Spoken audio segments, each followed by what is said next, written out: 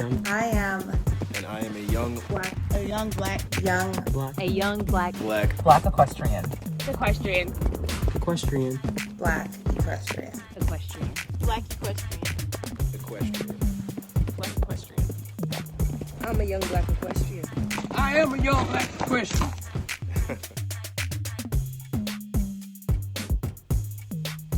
Welcome to Young Black Equestrians, the podcast with your hosts, Aubriana Johnson and Caitlin Gooch. On this episode, we speak with one of our friends from across the pond. That's right, Lydia Heywood talks to us today about her experience in the horse industry, raising horses on her own, and the big goals that she has as an eventing rider that rides for Jamaica and has a couple sponsorships and is just overall working on building her string and competing with the best. So be sure to follow us on all social media, like, review, rate our podcast, and subscribe to our YouTube channel. Enjoy this episode. Hi, Lydia. How are you doing? Evening. It's evening here and I'm doing great, thank you. I've worked the horses and they've gone fantastic and now I'm talking to you guys. Oh, good. Well, we're so happy to have you on this show today. We have been looking forward to talking to you for quite some time, so I'm glad that we could finally make it work. All righty, so let's get started. Briefly, just tell us about yourself, where you're located, and what discipline you ride. So I'm located in England and in a place called the Cotswolds. So we've got lots of fields around great for training horses. I do represent Jamaica. My father's family is from Jamaica, so I've made the decision to. It's bigger than just Jamaica for me. This is why I'm here talking to black equestrians. The representation needs to grow. So that's a big part of my journey, excuse me. And I have 3 horses to compete this year of my own. I'm looking for others to ride, for owners too, but it's tough out here. You know, there's not a lot of owners around. So you just got to make your riding talk and hope you get the results and the owners come. So that's my journey really for this season, and see how far we can take it. You know, I'd like to knock on the door of Paris 2024. Yeah, for sure. So how did you even get into horses? Horses for me came, some say late. I was 10 when I went to a local riding school, and my mum had a passion for horses. She was never supported by her mum when she was young. Just as she tells me stories about, maybe I shouldn't incriminate her like this. She was very young, under 10, and she stole a racehorse from the local training yard and left monopoly money in the stable. Like, she was obsessed with horses. It was returned eventually, don't worry. And she then was really supportive of me and bought me a pony when I was age 11, and I don't do things by half, so became competitive and went show jumping, and eventing followed because I fell in love with cross country. Yeah, so that's where we're today, and I've produced a lot of horses along the way because, you know, we couldn't afford the best, so I had to try and create the best with what we had, and horses I've had have exceeded expectations, and so I just want to continue to do that, really, just bring the best out of what I've got and hopefully what I can get. Increase what I can actually get with the help of some agencies and sponsorships. That's the aim. So did you grow up in the UK or did you grow up in Jamaica? Grew up in the UK. Okay. Yeah. So I'm kind of in a place which is in between the town and the countryside. So it's quite accessible for me. I know there's other places in the city where they're not so lucky to have the access. I work with Ebony Horse Club in Brixton, which is central London. They do amazing work. The children they've got there, they're so welcoming to me when they come on the yard, and then they've created a family there, and they really show skills on horseback. You know, they don't have a big arena to work from. They don't have the fields to train in, and they've got fantastic positions, and they've got the passion, you know, and that's all you need. We know that. But to take it that next step, you know, that's a bigger question that I want answers for. Where can we take it that next step and actually get international riders now? Because we've seen the passion and ability. Mm-hmm. So Mm-hmm. I don't know about you guys, but but I'd like an international presence now, because there's passion everywhere, and with the work you do, and it's all bringing it to the surface. It's so exciting to open my newsfeed now, and alongside Black Reins and other corporations that shine a light on the talent out there. It's just, it warms my heart, but I know that my competitors don't see any of it, because everyone's Facebook feed's different. I like all these pages, but they don't see any of it. So how can we get it more widespread? You know, we're liking young black equestrians because we're young black equestrians and we need to see it, but nobody else needs to see it. So nobody's seeing it actually. Exactly. At the moment. Exactly. Yep. I completely understand that completely. And, you know, we've been following, was it the Urban Equestrian Academy? That's the same thing out there, you know, on the they're after a similar mission, I think. They've come more recently than Ebony Horse Club. I've visited them. They're based in Leicester. Have you spoken with Freedom? I have not yet, and it's just timing, you know, just like with the we're trying to work it out, but I've mentioned it to him and he is completely game for it, so we will soon. But all right, so what are, outside of exposure, what is some of the challenges, or what are some of the challenges that you face in your industry, kind of getting these horses trained up, finding horses to ride, things like that? So, I mean, everybody faces the same challenges. I think I'm not going to label it as because I ride for Jamaica challenges. I think all horse people have to find the rides and have to fund the entry fees and the fuel to get there and the training in between. That's the silly sport we've chosen, isn't it? And we joke between us in England, so it's such a silly sport. Why do we do it? But we love it, obviously. So we face those challenges. Funding, always chasing sponsorships. It's been a mission since I was 12 years old. I'm sponsored by Turtle's Nest Villa in Jamaica, which I visited recently, and it's an incredible villa. That it comes with staff that look after you so well and cook you beautiful meals, and sleeps 8 people. So I'm feeling that a syndicate could benefit from that affiliation.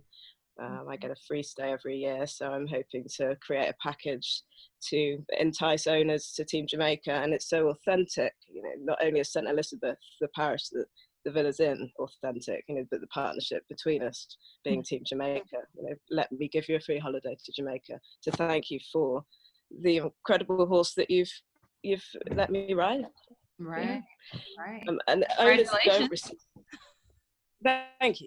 Thanks a lot. And Lucy Atherton, and thanks a lot to her, who is the owner of Turtle's Nest Villa, kindly created this partnership for 2020 and hopefully beyond. And we'll grow with it. I mean, I'm looking at setting up my own yard within the next couple of weeks, actually. I was hoping to have a closed deal by now, but it's been a roller coaster start to 2020. I wanted to jump in and just be ready to go, but I've had a lot of work to do to join the dots between January and February. And the dots are very nearly joined. Very nearly. January was a hard month for everybody. I feel like it was hard to it was just tough.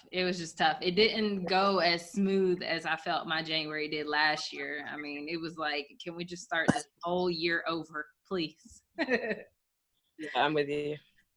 With the funding aspect, I know you said that was a challenge. do you seek the sponsorship from whoever's offering it, or are you often approached? Neither of those things, sadly. People offering it, they don't really exist. You don't get an advert saying, looking to sponsor somebody, please get in touch. You've got to be much more proactive than that. And do I get approached? No.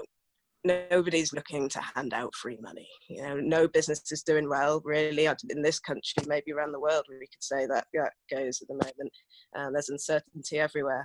And I'm looking for somebody that's really excited about, it doesn't have to be equestrian sport. I think this journey is going to have a big impact on the world when we actually have success on the international stage.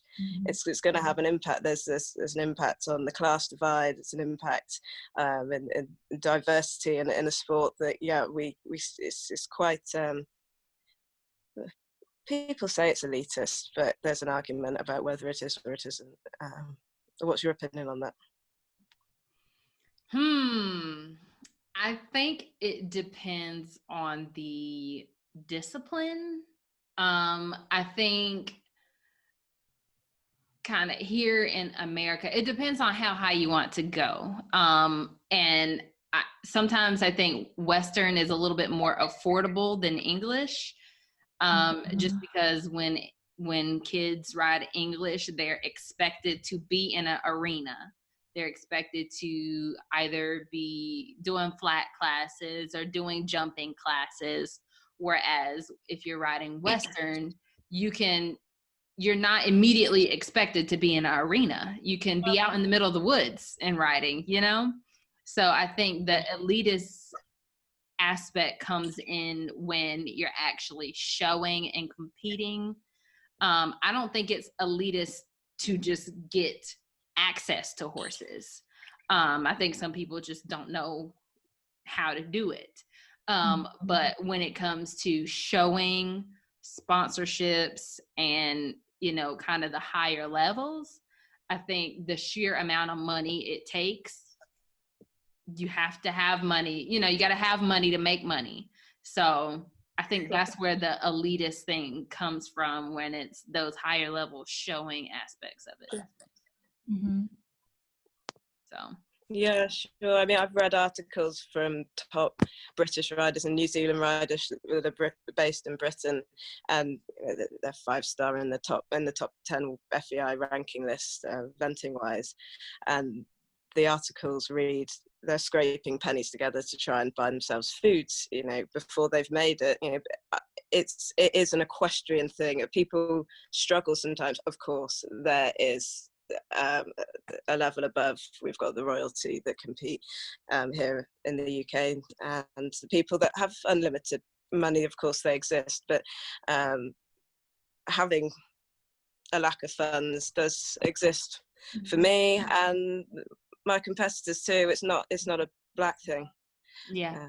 That's what I'm saying. Yeah, horses cost a lot of money, and people worry about vets bills and feed bills, you know. Yeah. Yeah, it's travel. It's constant outgoings. I'd love to have more lessons than I do. Yeah. Priorities, isn't it? I'm taking on a 16 stable facility to try and use my skills to pay, you know, develop an income. At the moment, the stables that I have are full of horses that I'm competing, and they're self-funded and owned by me, and no one's paying me to ride them. Right. So I need room to continue my buying and selling. I've just been quite restricted at my current yard. I look after a family with 2 daughters, and I coach them daily, really, always keeping an eye on what they're doing. And they're my little proteges. They're great to coach. I really enjoy them. And I have another family joining me at the new complex, I think. But that's a really exciting step, because it's a shame it doesn't have accommodation, because then it would be really easy for me to put out an advert and kind of get overseas candidates. But that's my goal, to open up opportunities, you know, not just in my local area, because I can say it. There's nobody I'm interested in my local area ready to work for me. I want to build a team around me that are after the same journey. And I speak with Ashani Hamilton all the time, and he's my cheerleader. He's amazing, and it's just lovely to be connected with people like this. I know. Ashani is a hoot. He is something else for sure. Yeah. But Really great guy. Well, you sound extremely motivated and like you have, some support, which is needed because that is a huge task that you are about to take on. The task of life. yeah. I wouldn't want anything else. So this is it. So yeah, thank you, you love it. It doesn't feel like work, right? Well, I'm sure it still feels like work, but that's what the quote says. Yeah. Yeah. Yeah, it's on a magnet somewhere. Yeah. But, yeah, support. I mean, my mum has been supportive. This is just me and mum. Father's never been in the picture, and mum tries really hard to cover the cost, but now my string's growing, it's impossible. The one pony and the one show every month when I was 12 was doable, and then I grew and I had to start supporting myself, and the only support I have really is myself and the hard work that I do. So I work in insurance 5 days a week, so I have to split my time between that and the horses, and then coach and train young stock too. So that's what pays the bills at the moment. Yeah. Well, cool. That was a fun fact. I didn't know that you had a regular person job. Yeah, behind a computer, picking up the phone. Yeah. How many hours a day do you do that? 9 till 1, and then run up to the yard, start riding. Well, that's good. At least you have a little bit of time, daily that you can get out there. Yeah. So how has having horses affected your life? Have you seen any major changes in yourself after having horses this long? I think it has a calming effect on your nature. If you can connect with an animal like that, then your approach to life, it's just kind of calms you slightly, I think. You've always got the horses there to connect with when you need to get away. That's lovely. And school-wise, I mean, I'm 22, so it feels like school was yesterday. Maybe it wasn't. School, I was kind of the one that couldn't go to the party because she had a show the next day. So I still had a social circle, but it kept me off the streets, kept me on the straight and narrow. So grateful for that. My mum probably is too. So it's just been great. I think it's shaped me into someone that I'm proud to be, which is hopefully not too cringy to say. No, that's perfect. That is perfect. So do you have any mentors in your life that have made a significant impact? Obtaining citizenship was a challenge, because my father wasn't somebody I wanted to get in touch with, to get a birth certificate from. We made a conscious effort not to be in touch. I had a great contact that introduced me to the High Commissioner of Jamaica here in London, and he and his team have been incredible. Even getting a visa for my boyfriend for our recent trip, he's been fantastic, and really supportive of the whole journey for Jamaica, and he's excited about it. And mentors in the horse world, trainers do change, and I think that's okay. Trainers change as you go through the grades. I think trainers' abilities reach a roof sometimes, maybe. And then at the moment, I've got a fantastic dressage trainer, so I can always turn to her for advice, which is great. and a local friend who's always been close to me called Jo, and she came up and just gave me a show jump today. She said, go bring all the horses out, we'll set some jumps up. And she said, look up, get your shoulders up, just bullies me on a horse, and it's good to have every so often. Yeah. So those people, I've got, and that's great. But some people don't have that, so I definitely want to make it known that people can always come and ask questions, competition related or just equestrian related. Reach out to me, because I've been helping children from Ebony Horse Club and things like that, and I find it really rewarding to see people stepping up in what they want to do. There's a chap called Reg who's got a role with a dressage yard, a fantastic dressage yard that's going to offer him schooling, and he's sourced a horse, and it will be exciting to just grow what we're doing.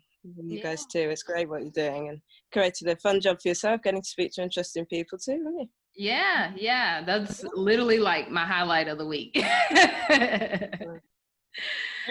For opening yourself to be a resource, because sometimes it can be kind of intimidating when you see somebody that's in like a high place and it's like, oh, they probably won't talk to me about this stuff, like they might charge me to talk to me.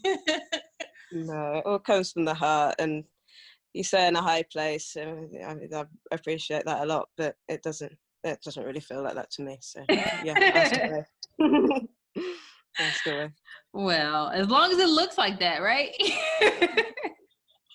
Apparently, social media rules, but no. Yeah, that's social media, man. It gets you down though, doesn't it? It can do if you let it. I know at one point, maybe the season before last, I was letting it stress me out, but last season I was able to see through it, because people don't put their flaws on there, do they? No. That's all you got to know. You got to just remind yourself. Yeah, that's for sure. What advice would you give aspiring equestrians? So aspiring equestrians need to ride any horse they can get their hands on. I think horses teach you a lot, and every horse is different. So those skills that you pick up on every horse will follow you through your life, and just build your toolkit.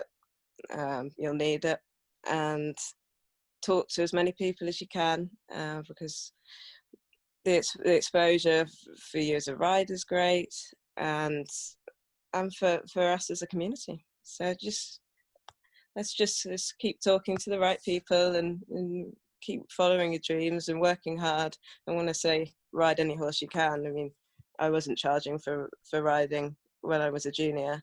So I'm not suggesting even charging, just go and ask to ride horses initially. And I know that producing horses has helped me a lot, because I make people through there that need help with their horse, and I get quality through that. So if you can build skills to improve horses, I think that's a great route in. It's one that I've got experience of anyway. What's it like where you live? Are there horses around to have access to even ask? I mean, am I suggesting something that's impossible for a lot of people? I don't think so. I mean, like on our different Facebook groups and stuff, I always see like horses for lease, or I would say free riding. I don't see very much of that. Someone who's just like, hey, I got this horse in the yard, just please ride it. People want you to pay. Just taking on the horse isn't always the answer. It just wipes out your funds, and then and then where do you rise from? Taking on a horse isn't always the answer. No. Finding allies and contacts that can get you opportunities. Depends how much time you want to dedicate to it, because there's a lot of roles where you can get paid, you can ride, you can get training too. So if you're actually going to dedicate your life to it, jump in. And I've got some websites that I know are very good, and contacts too. So again, reach out. If you're really going to jump in, there are opportunities out there, and I've helped people, and I'll help people again. So yeah, it can be done. It can be done. Yeah. Mhm. What are you gonna say, Caitlin? I was gonna say the free leases that I've seen in North Carolina were typically from older equestrians. Maybe they had some health problems going on, and they were just like, my horse needs a job. It needs somebody to ride it. If you come out, you don't have to pay. But I mean, they didn't want just anybody coming out. It was certain qualifications. Right. They're like, you don't have to pay, but I'm also not gonna pay you. That too. That's the way it's going to be at the start. You can't, if you're not a good rider, you're not going to be paid to sit on a horse. Yeah. You're lucky to get a free ride. I know that my friends in social circles say, "Oh, can I come up and have a ride?" No, no, you can't. I'm sorry, but we're training for something serious here. If my friend comes and bangs about on his back and pulls his back teeth out, it's just not going to feel very nice the next day. But I try and do some proper work. Right. Yeah. You have got goals that you are trying to achieve. These are not just little pony rides. Yeah. You have to tell us, how did it feel being the recipient for the 2019 Sportswoman Award? Well, it's not something I've really spoken about much. Funny you ask, because I don't like to bring it up here. I don't know, how do you bring it up in conversations? So it's it's really, really great, and it was an honor to step on the stage. I mean, to be up there with Michelle Price and fantastic athletes like that. We've got equestrian amongst that now, and that's the exposure we need. Live primetime TV in Jamaica alongside track and field. We did it, and it's taken a lot of pushing. The equestrian category wasn't represented last year, and it's great to have TVJ, which is really their only channel, and the main news kind of reaching out to me and coming down to the villa, Turtle's Nest, or my sponsor where I was staying. They came and interviewed me there, and it's the equestrian exposure. It's not about me. I don't want to be famous. I want the equestrian exposure, and some sponsorship and funding coming our way, because the JOA, Jamaican Olympic Association, are making a lot of promises about helping untraditional sports. They say they want 10 untraditional sports, then that's Olympics. We've got nothing, but they brought me there last year to discuss that. So I think we grow our exposure, and we keep making noise, and we will reach a point where we get support. Because at the moment, our federation are all volunteers, and I know. I don't think that's right, because you don't get the best from people, maybe, if they're not rewarded. Right. I know I'm giving my best, and I know I'll be rewarded one day. But yeah, it's tough. Some things need to change. Yeah. Well, congratulations for that too. I mean, you did a lot of things though. I've seen you do some modeling too. Yeah, I do. I mean, you got to have as many strings to your bow as you can. So, yeah, I modeled for a few companies, and I'd extend that. I did have an invitation to go to, I think it was Stockholm, somewhere in Europe, for Adidas, and I couldn't make it because there was a show. So it's not something that I can rely on. Yeah. I know what's going to come first. It's always horses. Yeah. If that's going to be your primary thing, you can't let the secondary things get in the way. No, but extra streams of income are important. Definitely. Yeah. All right. Well, do you have any other advice that you want to give, or anything else you want to share with our audience?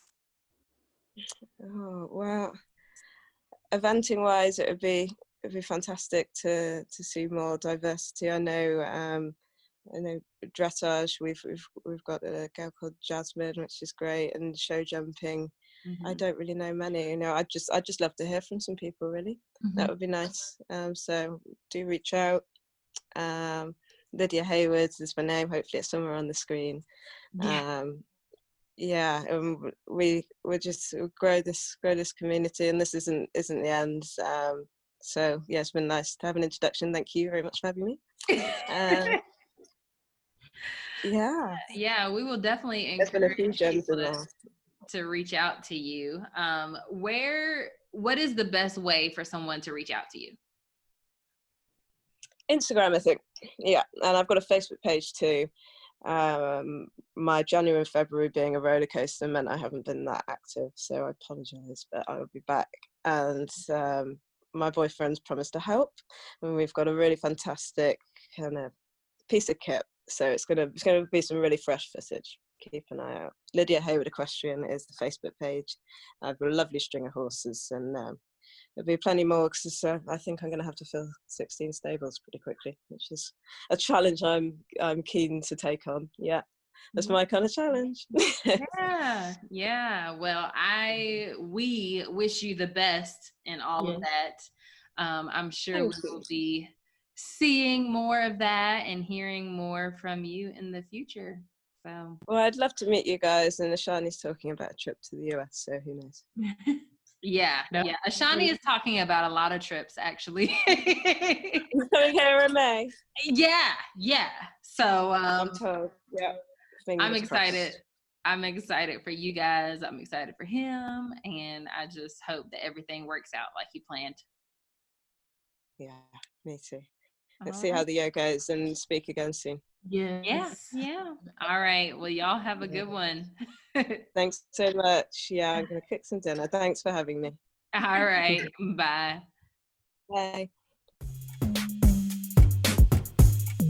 Thank you for listening to Young Black Equestrians, the podcast. Be sure to rate and review on all podcast outlets, and head over to YouTube and enjoy our visual content, new for season 3.